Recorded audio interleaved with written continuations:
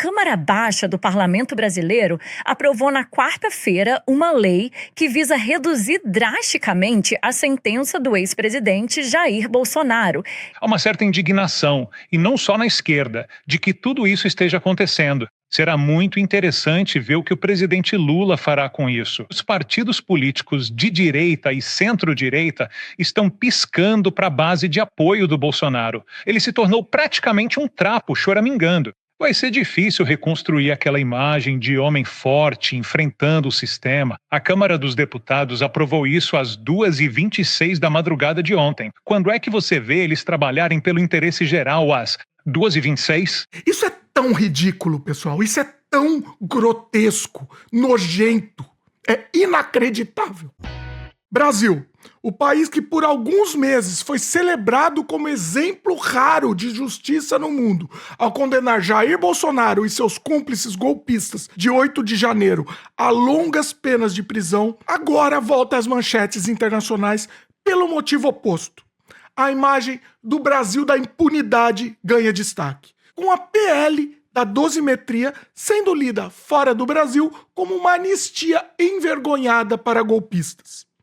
Nesse vídeo, a gente vai ver como o mundo está reagindo a essa reviravolta na justiça, que é uma vergonha mundial. Como a imprensa estrangeira passou a enxergar a manobra do Congresso para aliviar penas, por que analistas falam em encenação institucional e que tipo de cicatriz essa virada deixa na credibilidade da democracia brasileira aos olhos do mundo. Vem junto comigo que esse vídeo é extremamente necessário. Sem enrolação, direto para o assunto. Enquanto o mundo via um ex-presidente condenado a 27 anos de prisão por tentar um golpe, o Congresso brasileiro começou a costurar em tempo real a rota de fuga jurídica que Bolsonaro sempre prometeu aos seus fiéis. Diz isso um artigo da New York Times. Essa, pessoal, é a história de como a chamada PL da dosimetria acendeu um alerta internacional sobre uma anistia disfarçada para golpistas, reacendendo o velho rótulo de Brasil como país da impunidade e expondo de novo o abismo entre o discurso de tolerância zero e a prática da autoproteção política. Isso segundo um artigo da France 24. Vamos lá. Vamos fazer um timeline aqui para vocês, tá? Do julgamento histórico ao contragolpe legislativo. Como o Brasil chegou nisso? Em setembro de 2025, praticamente toda a imprensa internacional destacou o caráter histórico da condenação de Jair Bolsonaro por tentar subverter o resultado das eleições de 2022, com pena superior a 27 anos de prisão. Após julgamento transmitido ao vivo e acompanhado por todo mundo, jornais descreveram a cena como um raro momento em que uma grande democracia do sul global responsabilizava um ex-mandatário por conspirar contra a própria instituição. Algo que muitos países desenvolvidos ainda hesitam em fazer. A gente trouxe aqui, pessoal, dezenas de vídeos de estadunidenses ovacionando o Brasil e falando: olha, o Brasil fez o que a gente, Estados Unidos, não conseguiu fazer: prender um ex-presidente criminoso. Bom, enquanto isso, já se registravam em conversas discretas em Brasília discussões no Congresso sobre como reverter na prática o efeito dessa condenação, por meio de projetos de lei que mexessem justamente na definição e na dosimetria dos crimes ligados à tentativa de golpe e aos atos de 8 de janeiro de 2023. A mesma imprensa estrangeira relatou que, mesmo com a maioria da opinião pública contrária a qualquer anistia ampla, havia sinalização clara de que a Câmara dos Deputados tinha votos suficientes para avançar com um pacote de alívio penal aos aliados do ex-presidente golpista. Pessoal, tivemos aquele protesto gigantesco no Brasil contra a anistia. Ah, não vamos fazer mais anistia, não, vamos recuar. Não se engane, não. A tal da dosimetria é um teatro semântico. Isso é uma anistia rebatizada. Nos meses seguintes, a discussão evoluiu para um projeto específico. Uma lei que, formalmente, trataria da dosimetria de penas, mas que, na prática, visava reduzir significativamente as condenações por crimes como tentativa de golpe de Estado e ataques às sedes dos três poderes. Em entrevistas a veículos estrangeiros, o relator de uma das propostas fez questão de afirmar que não se trata de anistia. Não se trata não. Sublinhando que o debate seria apenas sobre redução de penas e critérios objetivos, numa tentativa transparente de rebranding jurídico de um perdão político. Isso segundo a Agência Brasil. Isso é tão ridículo, pessoal. Isso é tão grotesco, nojento. É inacreditável. Esse jogo de palavras não passou despercebido fora do Brasil. Reportagens em inglês explicaram ao público internacional que, embora o texto evitasse a palavra anistia, seus efeitos concretos incluíam encurtar penas, antecipar progressões de regime e abrir caminho para que líderes e operadores do golpe retomassem a vida política em tempo recorde. A narrativa de justificativa calibrada foi descrita como um eufemismo, uma engenharia legal para cumprir a promessa velada de Bolsonaro de que ninguém ficaria para trás. Promessa que agora era honrada, não nas ruas, mas nos corredores da Câmara. Isso diz uma matéria da France 24. E os veículos internacionais passaram a dar nome aos bois. Manchetes em várias línguas descrevem o texto aprovado na Câmara como um projeto que corta drasticamente sentenças e abre a possibilidade de liberdade condicional para cerca de 100 de apoiadores de Bolsonaro presos pelos ataques de 8 de janeiro. As coberturas destacavam cenas de caos no plenário, com parlamentares de oposição protestando contra o que chamaram de anistia de fato, enquanto aliados do ex-presidente celebravam o que viram como correção de excessos do judiciário. Isso segundo uma matéria da BBC. Analistas citados pela imprensa estrangeira enxergaram o projeto como parte de um padrão mais amplo. A tentativa da extrema-direita brasileira de reescrever retroativamente o roteiro do golpe fracassado, transformando conspiradores em mártires e vandalismo institucional em mero protesto exacerbado, entre todas as aspas possíveis. Comentários opinativos ressaltaram a ironia. O mesmo Congresso que se beneficiou da reação institucional de 8 de janeiro, reforçando sua imagem de pilar democrático, agora se movia para desmontar tijolo por tijolo a resposta penal a esse ataque, segundo uma matéria da BBC. Isso tudo, pessoal, era justiça ou encenação? Os relatos internacionais chamaram atenção para o contraste brutal entre o espetáculo do julgamento de Bolsonaro e a discreta, porém agressiva, ofensiva legislativa que se seguiu. De um lado, um Supremo Tribunal transmitindo cada voto, construindo um registro público minucioso da trama golpista. De outro, negociações de bastidores em que líderes partidários discutiam como tornar a pena politicamente admissível, entre aspas, sem admitir publicamente que buscavam socorrer Jair Bolsonaro. Em análises publicadas pela imprensa internacional, a pergunta é implícita.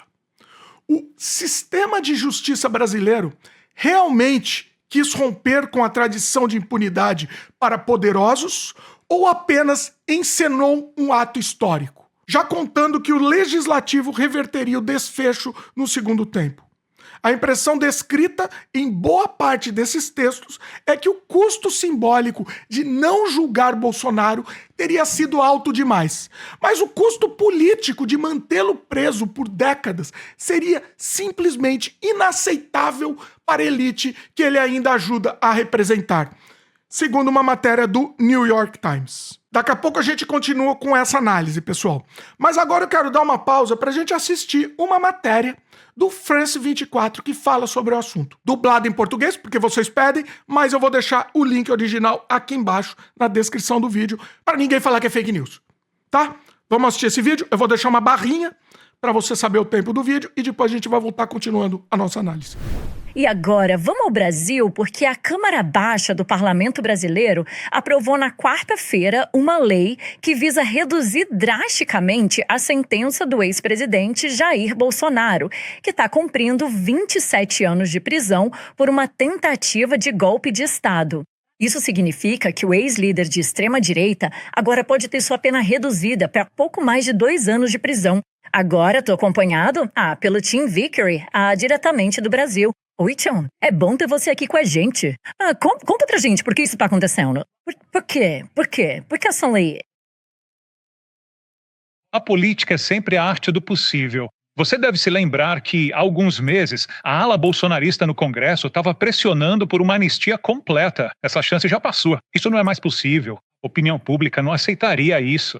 Essa redução de tempo é o melhor que conseguiram agora. Bom, dá para fazer um argumento de bom senso sobre isso, tanto para as pessoas envolvidas na violência do 8 de janeiro, aqueles manifestantes. Algumas das sentenças deles podem ser vistas como excessivas. E também, falando dos peixes grandes, Bolsonaro e seus aliados. O argumento aqui é que 2 dos crimes são basicamente a mesma coisa. Eles foram condenados tanto por planejar um golpe, quanto por tentar derrubar violentamente o Estado Democrático.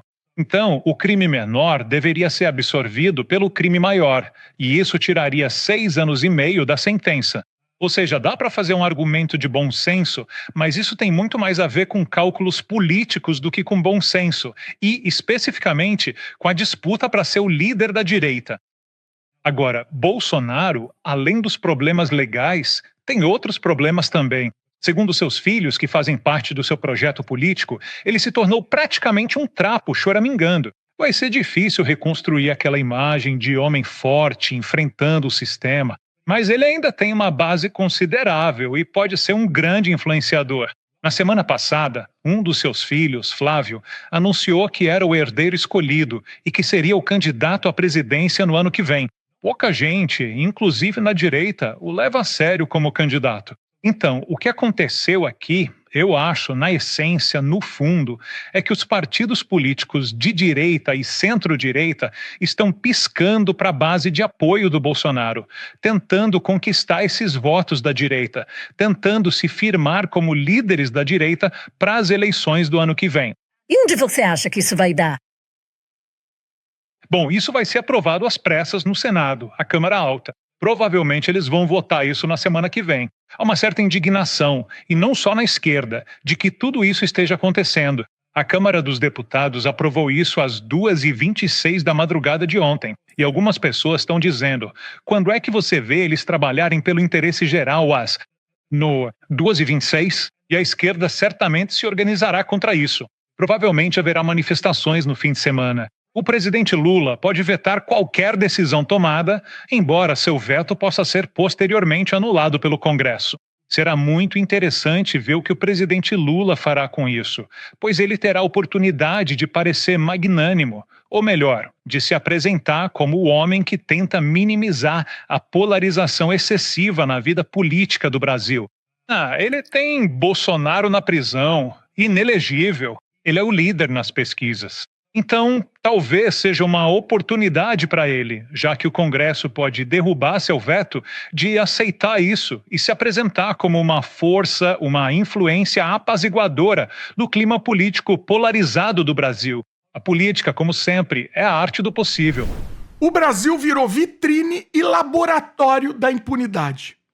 Ao situar o caso brasileiro em perspectiva comparada, comentaristas estrangeiros notaram que a tentativa de golpe no Brasil foi mais longe em termos de destruição física de prédios públicos do que episódios semelhantes em democracias consolidadas.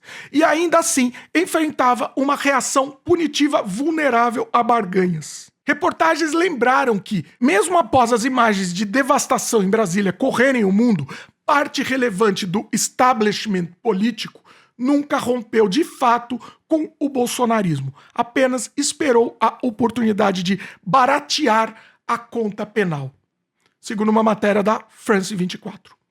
A PL da dosimetria apareceu, assim, como um teste decisivo.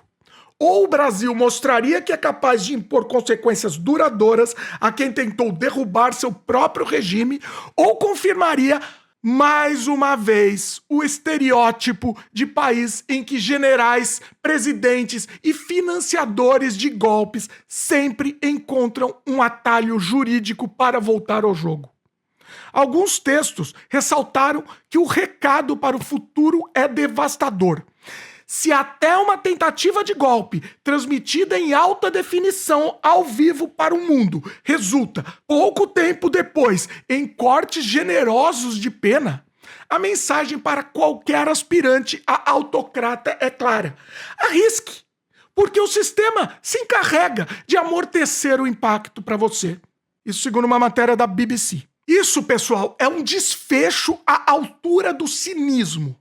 No fim, o que a imprensa internacional enxergou na PL da dosimetria não foi uma discussão honesta sobre técnica penal, mas uma coreografia sofisticada de impunidade a serviço de um projeto autoritário que se recusa a admitir derrota.